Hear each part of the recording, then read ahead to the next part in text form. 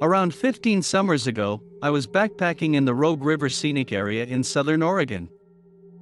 This area, which is heavily forested with mixed fir forests and mountainous terrain, requires caution and preparedness. The backpacking route follows the Rogue River and features steep cliffs and high elevations, with the river churning below.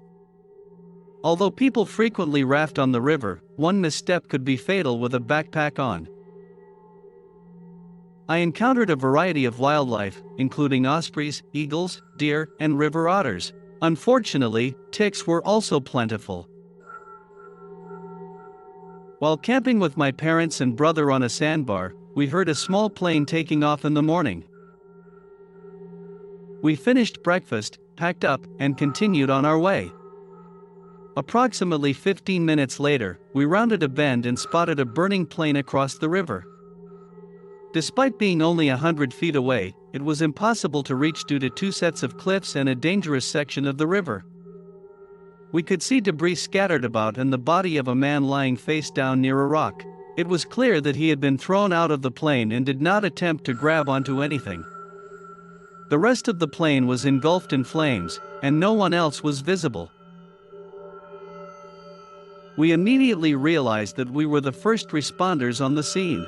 My brother and I ran as fast as we could back upstream towards the lodge, while my parents stayed behind. Despite being a poor runner, I pushed myself to my limits, gasping for air and praying to become fitter so that I would never have to experience such physical failure again. We encountered some rafters and asked if they had a radio or transmitter, but they did not. We informed them of what had occurred and kept moving. Soon after, we encountered a group of people running down the trail towards the crash site, including the lodge owners and a volunteer ranger. My parents had informed them of the situation, and they were distraught, having known the pilot. The sheriff's boat was en route from Gold Beach, and there was nothing more that we could do. We departed from the site and hiked down the trail. Later, we discovered that a volunteer ranger had seen the plane go down and contacted the sheriff. Both the sheriff and the rafters who had climbed the opposite cliff arrived at the scene. However, there was nothing that they could do. It was later determined that the pilot had clipped a tree with the wing of his plane during takeoff.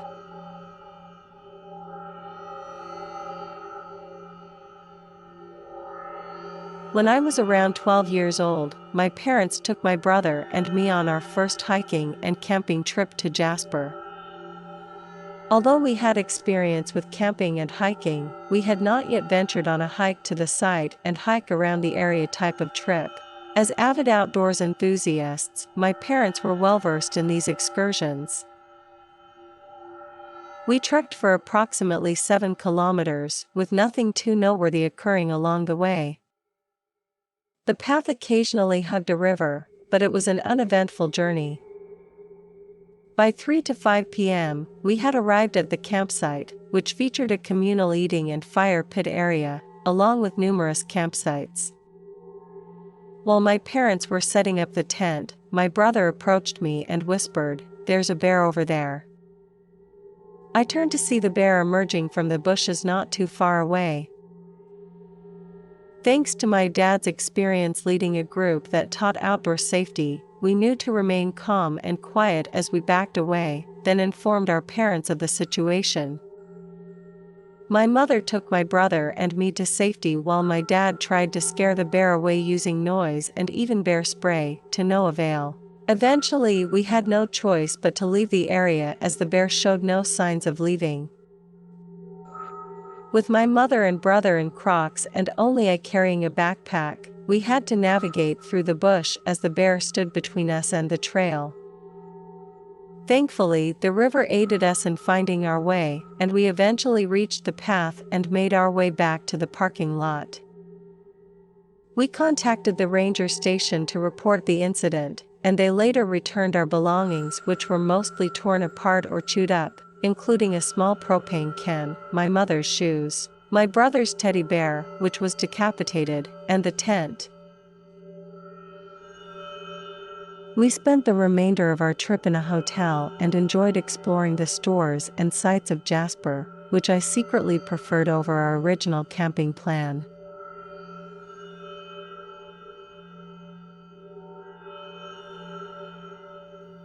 This may not be scary to a lot of you, but it was to me. After backpacking once, I can say there are some things you just can't know until you try it. Let me tell you my story. I was backpacking in the Rockies in Colorado with a small group of guys, including my best friend. Our first camping spot was a beautiful aspen grove near a pond, nestled at the foot of some 14-footers. Late at night, my friend and I decided to get water from the pond and filter it for the next day. It wasn't far, but in the pitch-black darkness, the trees covering our tents made it impossible to see the pond.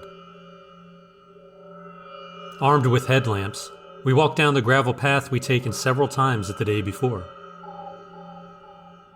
We filtered our water and started heading back when my headlamp revealed a pair of glowing green eyes about 50 feet away. My heart sank as more pairs of eyes appeared from the trees, up to 20 in all.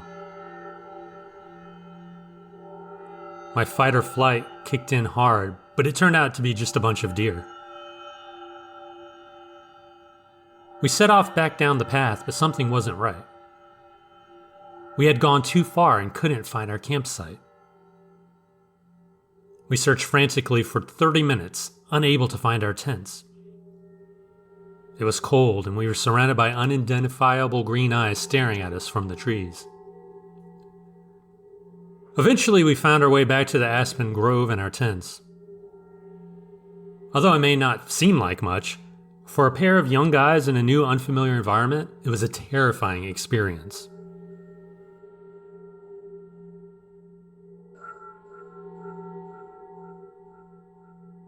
My dad and I are avid campers.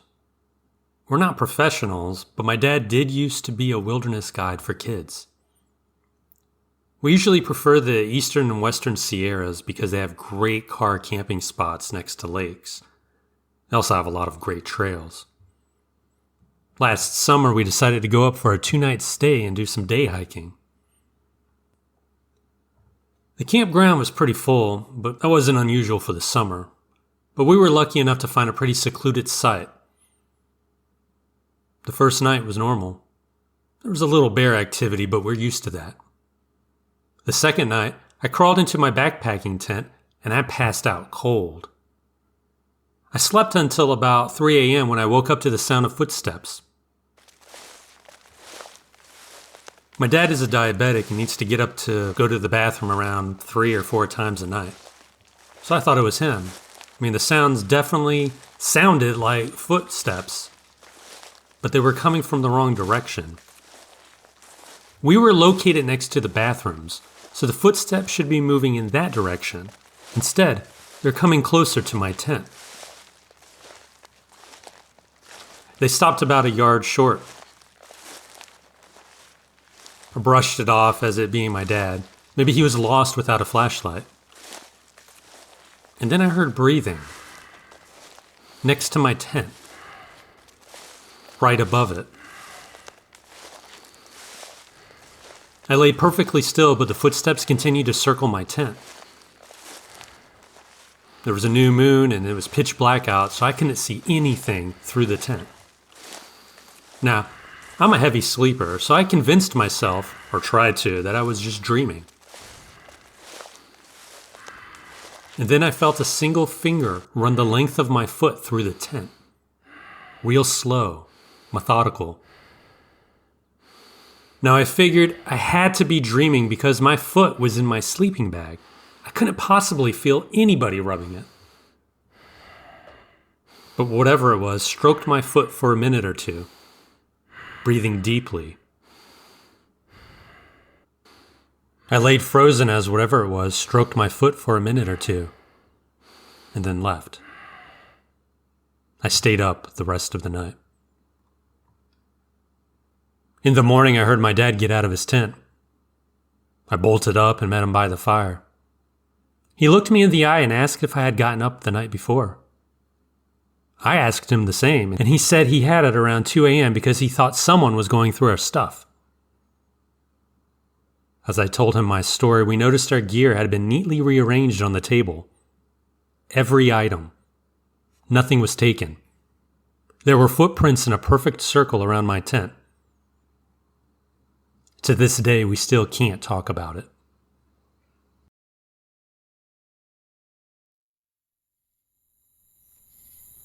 I'm a park ranger.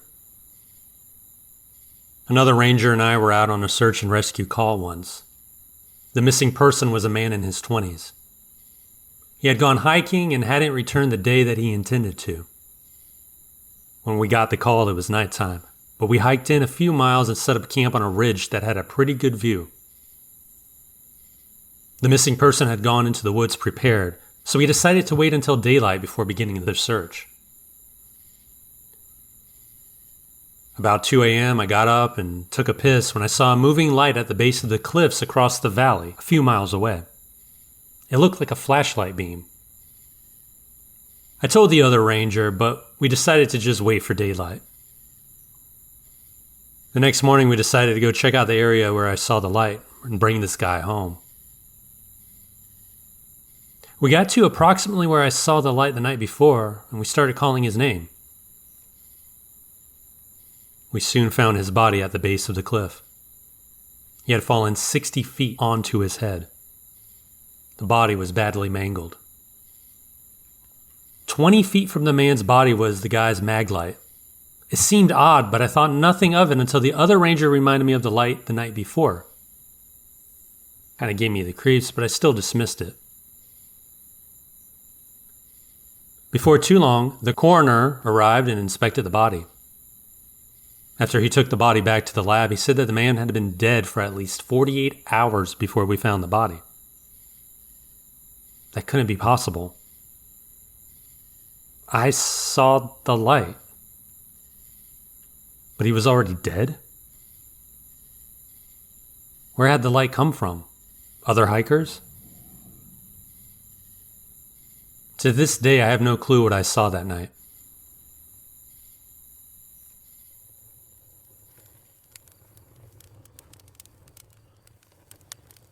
My dad and I would occasionally go hunting together when I was a kid.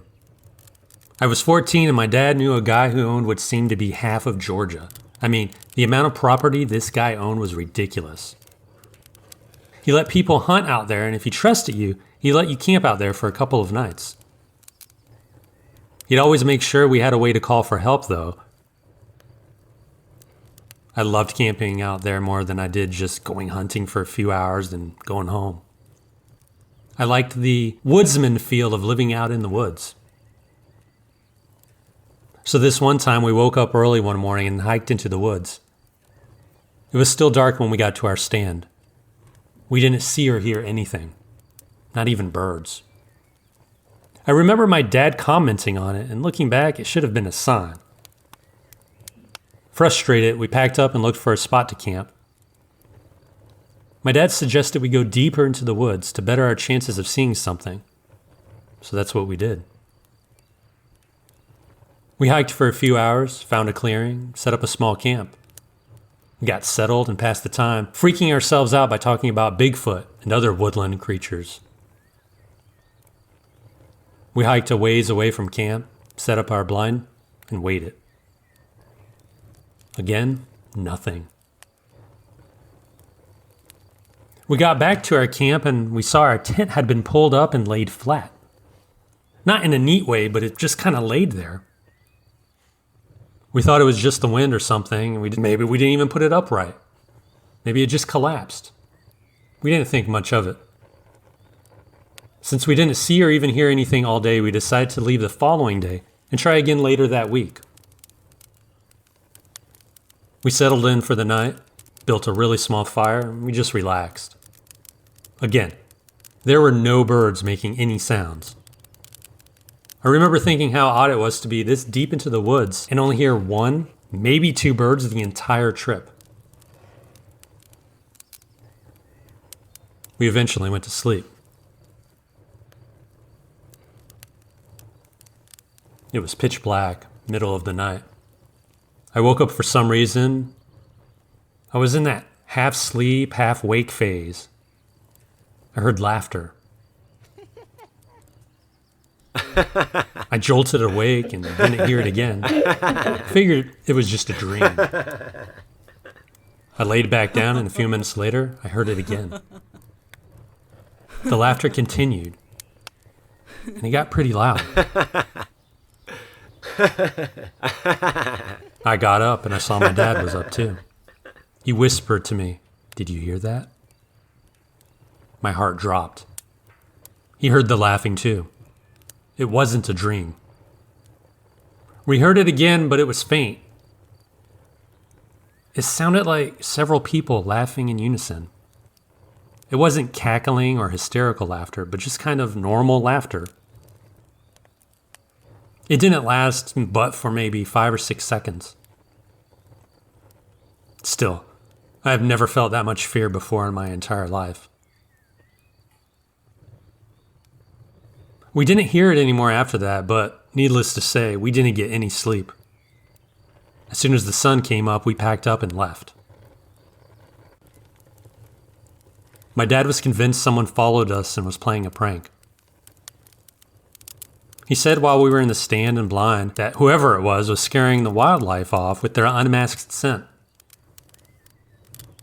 Yeah, he said this, but he didn't go back out there for over a month. When we finally did go back, he mentioned it to the guy who owned the property. The guy wouldn't let my dad hunt there anymore.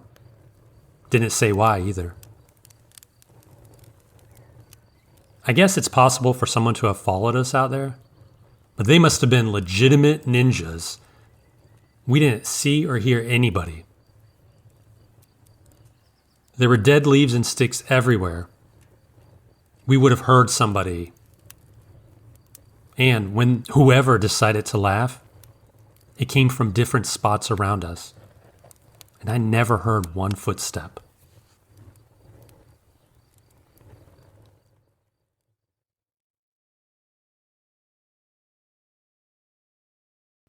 I've always been drawn to the wild.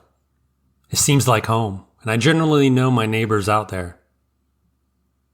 I'm not afraid to be in the deep woods, in the dark. I love my woods. One sunny weekday afternoon, I dirt biked up an old mining road. I gained a couple thousand feet from the valley floor towards one of the ridges of the Cascades. When the road gave out near the bottom of a high basin, I put on my backpack and started off cross-country toward the ridge. It was heavily forested. Old growth, old cut, fading in another 1,000 feet into those scraggly, wind-blown ones near the top. About 20 minutes in, about a half a mile up, near the tree line, I heard this thumping sound.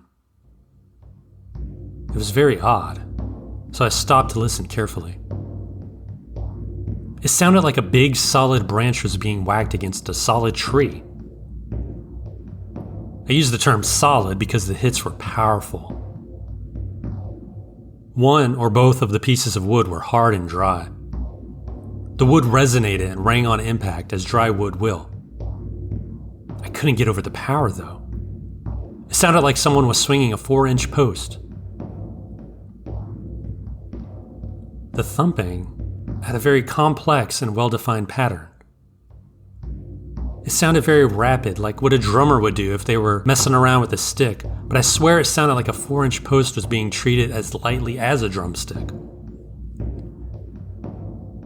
I listened for maybe 5 minutes, just fascinated with this sound, this code, and the power of it. Then the drumming suddenly stopped. I kind of woke up to the fear of this unknown thing out there. I had my pistol, my bear spray, and my knife. Still, this silence scared me. It seemed loaded. I turned around and left the valley. That place and that experience gave me chills.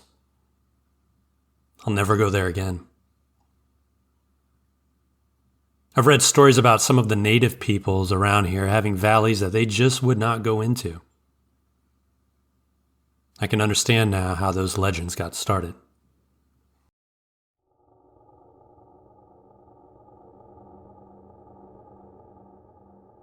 Bigfoot, often called Sasquatch, is a creature that cryptozoologists allege to be an ape-like creature living in the forests of North America.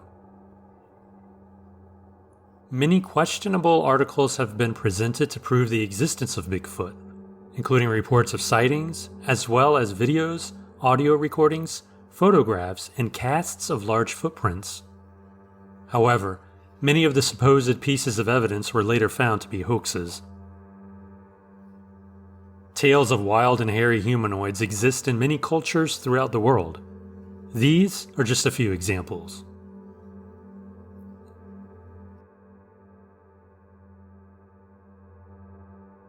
A few years back, I went on a week-long backpacking trip in Utah.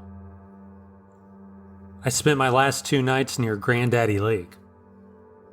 Before I entered the basin, I encountered 2 guys heading the opposite direction who informed me that they had been there for 4 days without seeing another person.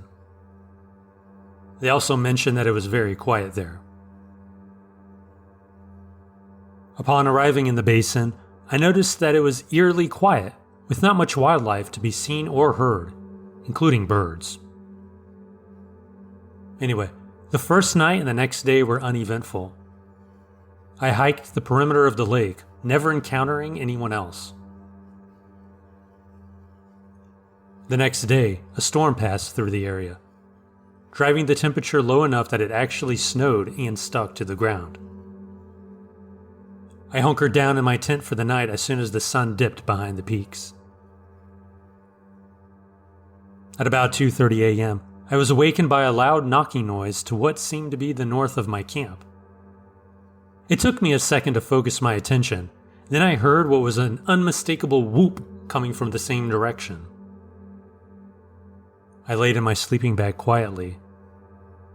Then I heard another whoop that seemed to be coming from further north. This was followed by a reply from what I guess was the original individual. This went on for about 15 minutes, each time the sound drifting further north. Eventually, it went quiet again. Needless to say, I didn't sleep well for the rest of the night. I had to be on the trail early the next morning to get back to my car, so I didn't have a chance to look around for any physical evidence. I'm not saying it was Bigfoot, but I've never heard anything like that before.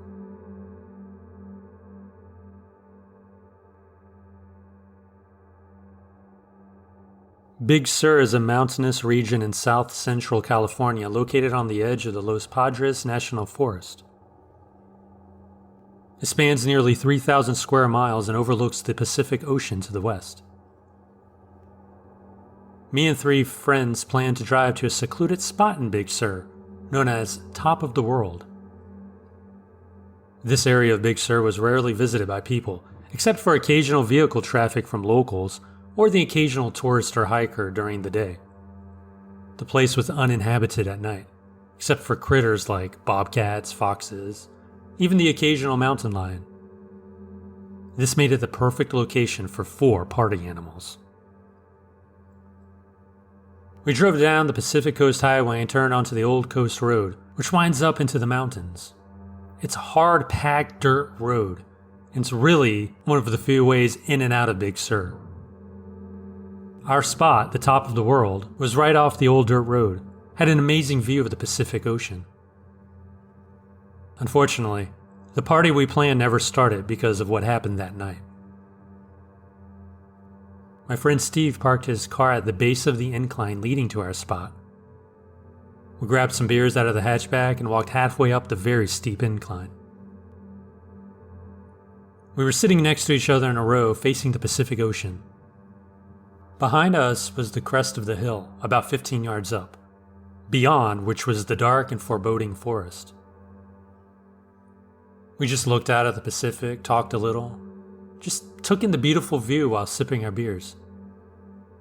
We got quiet and maybe a bit reflective. It was beautiful. All of a sudden, we all looked at each other, and without speaking a word, we looked behind us at the top of the hill. Not 15 yards away was a creature. It simply stood there, observing us. This being was not human. It just stood there, completely upright, with its arms to the side facing in our direction. I couldn't tell whether or not it was looking at us because of the lighting conditions and the angle. I only saw the outline of a head and a body, a very hairy head and body that was dark in color. There were no facial features that I can recall. There was very long hair flowing down from the head, but there was an opening where a face must have been. All I saw was darkness between the hair on the head. No eyes or other facial features. The head hair seemed to flow down and mix with the rest of the hairy body. I distinctly remember the arms. They were long, but they did seem to fit the size of the body. I don't recall them being overly long like an ape, but they also had long flowing hair, as did the torso and legs. The creature was tall, maybe 7 feet tall, but that could have been because we were looking up at it. It was also wide looking. It gave me the impression of great strength. It made absolutely no sound. We ran, but I stumbled and fell due to the steep incline. The others made it to the car before me. Instead of trying to get in, I jumped into the open hatchback. My friend Steve quickly started the car and gunned it. We only made it 2 corners away before Steve lost control. We went sliding over the side of a cliff. Fortunately, the first 20 yards of the drop were gradual and overgrown with thick underbrush. Once the car stopped, we all climbed out, feeling grateful and thanking our lucky stars.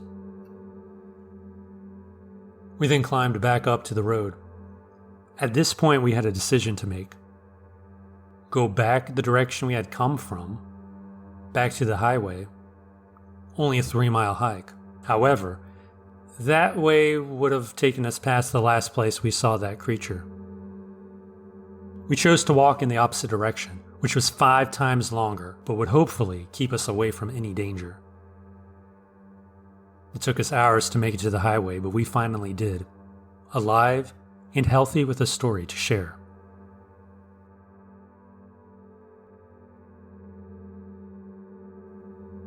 When I was around 9 years old, my father would spend nights at my grandmother's trailer in a holler with an old blacktopped road that passed by our place, connecting to another holler where a neighbor lived.